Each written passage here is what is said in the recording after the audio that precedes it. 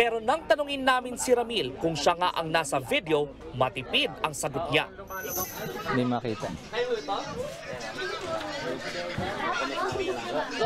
No comment. Gimmick man o hindi. So ayun guys, may pag-uusapan tayo. So naalala niyo po ba yung post ni Taragis tungkol kay kuya na nagpatato sa noo? Marami kasing umani ng positibo at saka mga negatibong reaksyon at komento patungkol dito. Puntahan na natin yung mga positibo. Positibo dahil maraming tumulong kay kuya at nagpadala ng tulong, pera, pagkain para sa kanya dahil nga hindi raw to binigyan ni Taragis ng 100k matapos nga itong magpatato sa noo. Dahil nga sa sobrang awa ng mga netizen tungkol ito kay kuya dahil hindi nga ito binigyan ng pera, ay agad-agad nga tinulungan nga ito at nagpadala ng maraming pera at pagkain. Pero ang negatibong reaksyon ay tungkol ito kay kuya. Nakasabwat nga daw ito ni Taragis para mag-viral yung video at saka post niya.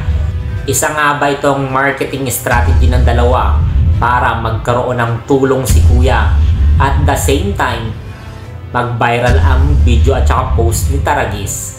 Duda nga ang netizen tungkol dito dahil 1 hour lang ang pinost ni Taragis, then 30 minutes nagpatato na agad si kuya.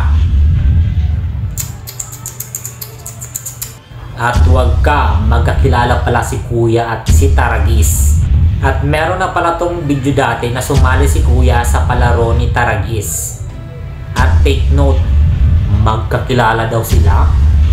Pero during interview, hindi daw nila gawa-gawa yung post na ni Taragis at saka yung pagpapatato ni kuya. Pero during interview, tinanong si kuya kung magkakilala sila ni Taragis. Pero yung sagot ni kuya, hindi. Kaya naman tinanong si kuya kung siya ba yung nasa video ni Taragis. Pero take note, umiwas si kuya. Totoo nga bang hindi nagsisinungaling si kuya?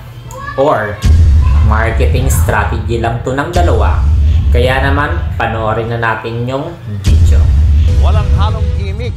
Yan ang sagot ng lalaking nag-viral matapos magpatato sa noo, kapalit ang premyong inalok sa pa-contest na prank lang pala.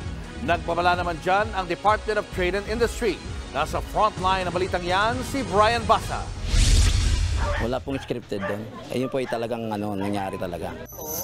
Ito ang nilinaw ng nag-viral na si Ramil Albano, ang lalaking nagpatato ng logo ng Takoyaki Store sa noo kapalit ng 100,000 piso noong April Fool's Day. Prank lang sana ng Taragis Takoyaki ang pa-contest. Ito boss, hindi ko alam kung anong gagawin mo rito. Ikaw na bahala dyan. Pero pagsapit ng hapon noon ding April 1, binisita at tinutuon ng may-ari ang premyo ni Ramil. Halos 5 milyong views na ngayon sa Facebook ang video nila. Taray, million views na. Tapos yung pagbigay ni Taragis kay kuya, wala man lang ka remorse or hindi man lang happy si kuya na nabigyan siya ng 100k. Something fishy. Kumbaga yung April Fool's Day na post namin, naging daan pa para makilala ko siya. Pero kahit bumuhos ang likes at puso sa post, may ilang netizens na nagduda. Hirit nila, mukhang scripted ang prank at kasabwat ng tindahan si Ramil.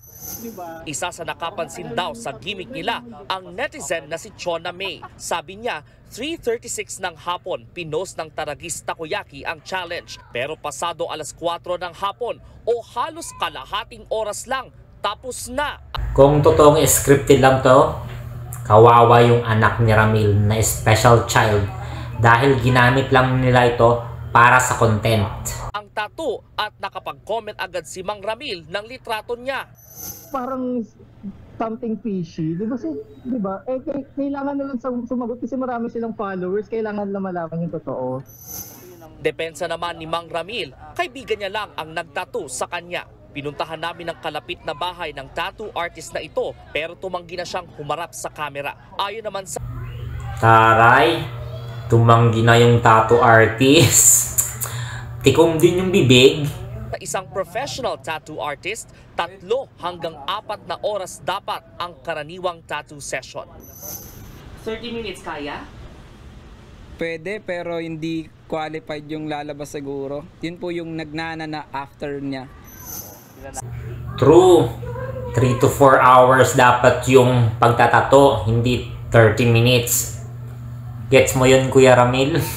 Sa kabila nito, lalo pang lumakas ang duda ni Chona May nang mabisto ang lumang video ng Taragis kung saan nakita rin daw si Ramil. Tingin niya, matagal na silang magkakilala.